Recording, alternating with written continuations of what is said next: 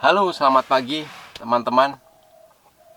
Hari ini Selasa 19 Mei 2020. 5 hari lagi Lebaran kita. Alhamdulillah. Hari Selasa adalah hari yang saya tunggu-tunggu setiap minggunya, karena di hari Selasa ini adalah ada sebuah diskusi yang menarik dan mencerdaskan bangsa. Diskusi adalah ILC, Indonesia Lawyers Club, yang dipimpin oleh Bung Karni Ilyas yang paling top. Pagi ini cek di Instagramnya ILC, tema yang akan diambil pada minggu ini adalah Lebaran ala Corona. Saya nggak tahu. Kalau saya hitung nih, mungkin sudah kelima atau keenam kalinya Bung Karni Ilyas mengangkat tema berkaitan dengan Corona. No problem sih buat saya. Cuman minggu ini sebenarnya juga ada isu-isu yang lumayan bagus buat dibahas. Satu, kenaikan BPJS yang dinilai oleh banyak orang, banyak tokoh bahwa ini adalah hal yang sangat pahit dan menyengsarakan rakyat. Di tengah pandemi ini, pemerintah ngotot untuk menaikkan BPJS. Padahal BPJS itu juga kemarin sempat ditolak oleh MA. Ini mungkin bisa diangkat juga sebenarnya. Atau ada isu juga mengenai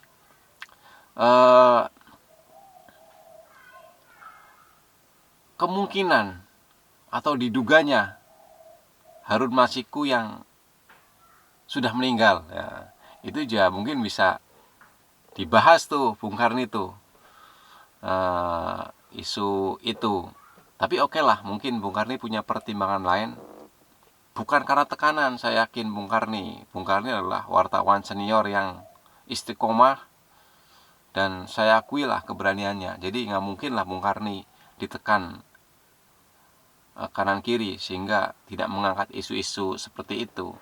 Ini mungkin pertimbangan Bung Karni, yaitu mengenai kepantasan di tengah pandemi ini, ya nggak mau ngomongin hal-hal lain. Dan itu juga hak Bung Karni untuk mengangkat tema apapun. Kalau kita sebagai pecinta ILC, ya sami'na wa ta'na dengan Bung Karni. Buat teman-teman lain yang belum nonton ILC, ayo silahkan nonton ILC, karena ILC ini adalah acara TV yang sangat bagus dan sangat mencerdaskan kehidupan bangsa. Jadi kalau semakin banyak orang nonton ILC, nanti kecerdasan masyarakat kita itu bisa meningkat. Saya yakin itu. Karena ILC itu pasti akan mengundang tokoh-tokoh yang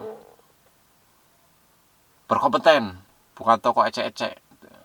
Setiap tokoh yang diundang oleh Bung Karni Ilyas adalah tokoh-tokoh yang sangat berkompeten dan pinter lah pokoknya. Nah, terkait corona ini, minggu ini juga ada banyak isu. Satu, yaitu Bandara Suta yang penuh sesak di tengah pandemi ini. Dua, penutupan McDonald, Sarinah yang juga padat. Tiga, Pasar Anyar, Bogor kemarin berjubel, padat. Itu juga viral. Keempat, berkaitan dengan corona juga adalah ada seorang YouTuber, Indira Kalista, yang sangat sombong bahwa dia tidak takut dengan corona. YouTuber itu padahal followernya jutaan itu. Sebagai public figure seharusnya tidak boleh ngomong seperti itu. Mbak Indira Kalista harus belajar lah, ya, berkomentar yang baik. Pikir dulu baru ngomong, jangan ngomong dulu baru mikir. Seharusnya Mbak Indira Kalista sebagai seorang YouTuber yang banyak follower harusnya memberikan contoh yang baik dan mengedukasi. Seperti ILC ini, itu mengedukasi. Yang kelima, ada juga musisi Jering yang melontarkan teori konspirasi corona ya. Jadi itu adalah isu-isu yang viral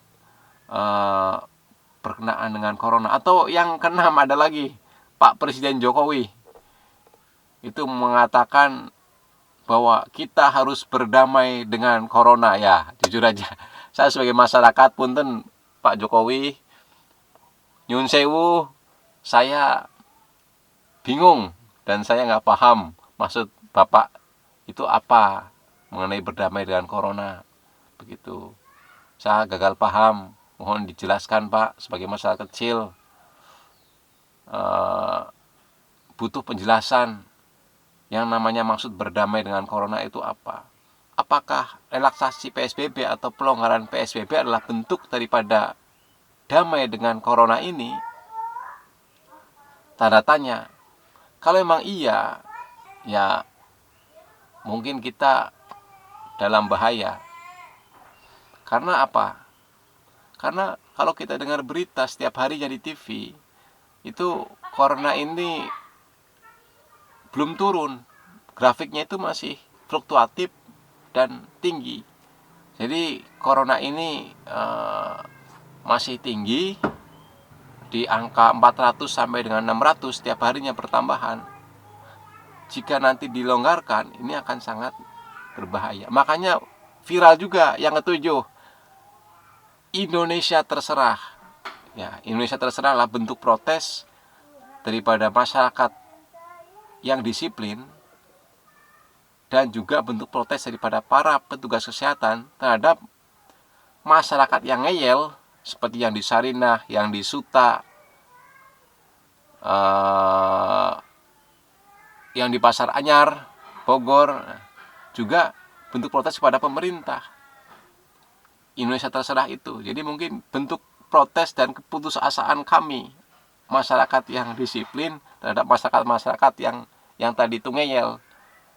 Salah satunya mungkin itu adalah efek daripada YouTuber sombong Indira Kalista ini yang tidak mengedukasi masyarakat, atau efek daripada kebijakan-kebijakan pemerintah yang kurang produktif atau kontraproduktif seperti PSBB ini, pelonggaran PSBB ini. Ya, kembali ke ILC, saya menunggu kembali ke ILC. Seperti biasa pasti ILC untuk kali ini akan mengundang narasumber kepala daerah. Kalau saya pikir kepala daerah yang akan diundang, tebakan saya nih, Wali Kota Bogor dan Anies Baswedan, atau Ganjar Pranowo dan Ridwan Kamil. Di antara empat itu mungkin kepala daerah yang akan menjadi narasumber pada malam ini. Terus dari tokoh pemerintah, mungkin dari staf khusus kepresidenan, staf ahli, mungkin ini akan ada yang diundang. Terus dari ahli kesehatan juga, tokoh agama, MUI mungkin, dan juga dari budayawan, saya harap Sujiwo Tejo atau Rocky Gerung akan bisa diundang. Karena sudah lama Rocky Gerung tidak datang di ILC menjadi narasumber. Jadi kita kangen lah komentar-komentar Rocky Gerung berkaitan dengan corona ini. Saya mohon juga Bung Karni nitip pertanyaan kepada, kalau misalkan nanti Bima Arya diundang, juga kepala daerah yang lain, nitip pertanyaan, kok bisa terjadi yang seperti di Sarinah, di Pasar Anyar, tuh, kenapa bisa terjadi seperti itu? Di Jawa juga banyak mal-mal padat, kenapa bisa terjadi seperti itu? Jadi inilah kadang kelemahan kita. Sebuah kebijakan tidak diikuti dengan pengawasan yang baik. Seharusnya kebijakan itu diikuti dengan pengawasan yang baik. kunci kita, menurut saya, kunci kita untuk mengatasi corona ini adalah satu, kebijakan pemerintah yang konsisten, yang sudah dipikir matang-matang, sudah didiskusikan dengan para ahli kesehatan. Itu satu. Kedua, pengawasan untuk mengawal daripada kebijakan ini. Ketiga adalah kesadaran masyarakat. Masyarakat kalangan bawah, kalangan atas, tokoh-tokoh masyarakat, kesadaran. Ayo, mari saling bahu-membahu melawan virus ini. Jangan seperti yang tadi saya bilang, ada orang-orang seperti Indira Kalista ini yang tidak mengedukasi. Dan yang keempat adalah doa. Sebagai umat beragama, kita berdoa karena kita tentu percaya dengan kekuatan doa. Jadi 4 kunci sukses untuk melawan COVID ini adalah kebijakan yang baik dari pemerintah dan konsisten. Kedua adalah pengawasan dari aparat untuk mengawal kebijakan ini. Ketiga adalah kesadaran masyarakat. Keempat adalah kekuatan doa. Ini yang akan bisa menyelamatkan kita dari virus ini.